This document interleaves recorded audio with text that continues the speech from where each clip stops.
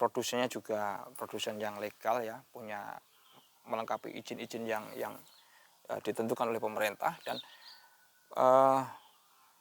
manajemen pemasarannya pun juga legal. Semua izinnya lengkap. Nah, ini aman. Nah, ketika 5 parameter ini satu persatu sudah berhasil kita masukkan ke pikiran orang lain yang berstatus konsumen CK tadi, dan diakui, ya, disetujui di pikirannya, dia menyetujui bahwa ini hasilnya besar, kita tunjukkan di kalkulator CK, ya, kronologisnya mendapatkan hasil ini seperti apa, kemudian modalnya kecil, ya, cuma 35.000 untuk menjadi member, kemudian caranya gampang, ya, kita terjemahkan atau kita contohkan dia merokok CK aja dari pertemuan kita yang sederhana gitu ya. Prosesnya sederhana sampai dia menjadi konsumen CK. Kemudian hitungannya nalar atau logis, ya kita bedahkan aja. Uang segini atau hasil segini dari mana? Ya. Hitungannya per bungkus berapa dan sebagainya. Kemudian aman. Nah, artinya kalau 5 parameter ini berhasil diakui, berhasil kita masukkan ke dalam pikirannya dan diakui dan disetujui, apa perilakunya? Perilakunya akan membutuhkan bisnis yang kita tawarkan tadi, bisnis yang kita sampaikan tadi. Ya. Karena saya sangat yakin sekali hampir semua orang butuh bisnis dengan kaidah 5 parameter ini. Ya. Mungkin saya belum pernah ketemu ya, atau kita semua belum pernah ketemu bahwa saya pengen cari bisnis yang hasilnya sekecil-kecilnya dengan modal yang sebesar-besarnya. Ini kan impossible ya. Tidak ada orang mencari hasil yang sekecil-kecilnya dengan modal yang sebesar-besarnya sehingga resikonya juga besar. Nah, artinya apa? 5 parameter yang terbangun di CK ini adalah 5 parameter yang harusnya dibutuhkan oleh semua orang ketika kita sampaikan sampai di kondisi disetujui di pikirannya. Nah, sekarang gini, problemnya apa ketika ada orang yang mengatakan, ada member yang mengatakan, Mas, saya susah banget membangun jaringan. Kalaupun saya berhasil membuat seseorang menjadi konsumen CK, tapi saya tidak berhasil membangun motif bisnisnya, sehingga dia tidak berminat bisnis. Ya. Berarti ada satu kegagalan atau beberapa kegagalan dalam kita menyampaikan 5 parameter ini. Oke, kita sudah bisa berhasil menyampaikan ini hasilnya besar, karena tinggal ditunjukin aja di marketing plan, potensi hasilnya besar. Kemudian modalnya kecil, jelas kita sudah sangat bisa menunjukkan ini modalnya 35.000 untuk mendaftar jadi member. Kemudian cara gampang ini yang kadang-kadang kita lupa bagaimana memberikan informasi bahwa bisnis ini dikerjakan dengan cara gampang. Atau bahkan kita sendiri aja merasa kesulitan dalam membangun bisnis ini, sehingga kita gagal menerjemahkan bahwa bisnis ini gampang. Nah, gitu. Saya sering mencontohkan atau memberikan sebuah terapi perilaku kepada para member di bawah sana ya, yang terdekat dengan saya gitu. Ya udah, kita prinsipnya kerjasama dan sama-sama kerja. Nah, sama-sama kerja berarti individu kita sama-sama kerja individu, kerja sendiri. Mana wilayah kerja sendiri? Nah, kamu bekerja membangun motif konsumsi orang. Bagaimana 5 temanmu menjadi konsumen CK?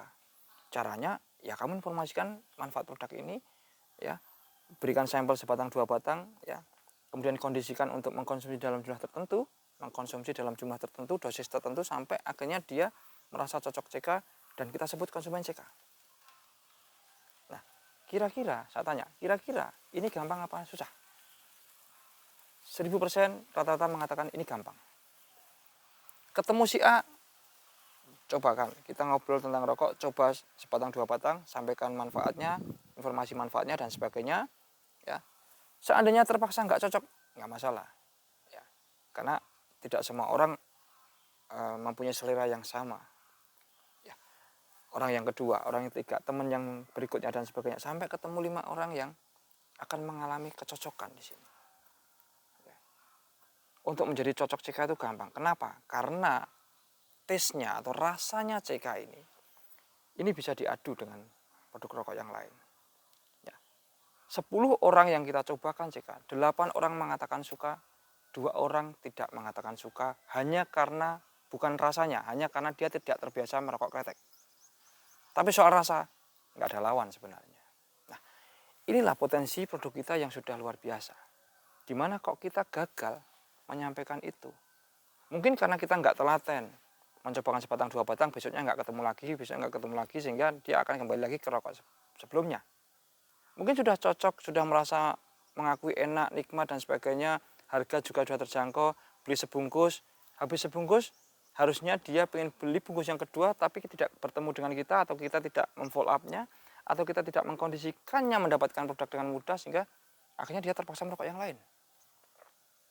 Nah, ya akhirnya banyak hal yang bisa kita evaluasi di situ. Selama kita berhasil dari proses mencoba memberikan sampel sebatang dua batang, mengenal rasanya, lalu mengajak atau mengkondisikan dia mengkonsumsi sebungkus, 2 bungkus, 3 bungkus, dan kita memudahkan bagaimana cara dia mendapatkan produk sampai pada level dia menjadi konsumen CK. Nah, inilah pekerjaan kita yang sebenarnya. Lalu Mas, bagaimana cara membangun dia agar tertarik menjadi seorang clubber CK atau marketing CK sehingga dia bisa menumbuhkan mitra di bawahnya lagi? Ya, kita sampaikan tadi manfaat dari konsep kita ini apa. Kalau kita belum punya materi yang memadai atau kalau kita belum menguasai materinya, kita bisa libatkan upline. Nah, disinilah yang disebut kerjasama dengan upline. Kalau sama-sama kerja kan tadi membangun motif seseorang menjadi konsumen CK. Lalu kerjasama adalah dengan upline yang bisa membantu menerjemahkan bisnis ini kepada pikiran para konsumen CK kita, sehingga bisnis ini menjadi bisnis yang menarik buat mereka, bisnis yang dibutuhkan buat mereka. Tapi upline saya di atas saya juga masih baru Mas, juga belum begitu menguasai materi. Upline di atas dia kita cari sampai ketemu upline mana yang qualified ya, yang punya kapasitas ya, secara edukasi dia bisa membangun motif konsumen CK kita menjadi marketing CK atau berminat menjalankan konsep bisnis kita.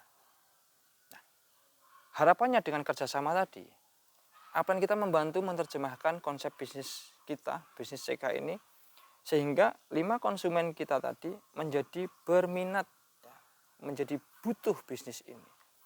Apa perilaku orang butuh? Apa perilakunya? Perilakunya pasti akan mengerjakan. Seperti kita ketika butuh pekerjaan, kita melihat sebuah lowongan. Ternyata lowongannya nggak menurut kita nggak sesuai spek kita. Waduh, saya bukan sarjana ekonomi. Sementara yang dibutuhkan sarjana ekonomi. Tentu kita tidak akan meneruskan untuk mencari atau mengerjakan pekerjaan itu. Nah, ketika kita mencari pekerjaan dan kita mendapatkan sebuah informasi lowongan, gitu ya, ada peluang kita bisa bekerja di situ dan semuanya masuk spek kita, termasuk pekerjaannya nanti apa. Oh, saya bisa, saya merasa bisa gitu ya. Lalu hasilnya berapa, saya merasa cocok gitu ya, merasa sesuai gitu dengan hasil itu. Apa perilaku kita? Sekuat tenaga kita mengejar pekerjaan itu. Seperti itu psikologi kita. Psikologi semua orang seperti itu. Sehingga kalau kita menyampaikan informasi bisnis ini ya sesuai dengan akhirnya apa yang dia butuhkan, hasil yang dia butuhkan berapa, kemudian modal yang sanggup dia keluarkan berapa, dan cara kerja yang akhirnya menurut dia sesuai itu yang seperti apa, gampang atau susah yang dia inginkan, lalu hitungan-hitungannya serasional apa, dan kondisi untuk jangka panjangnya ini seaman apa.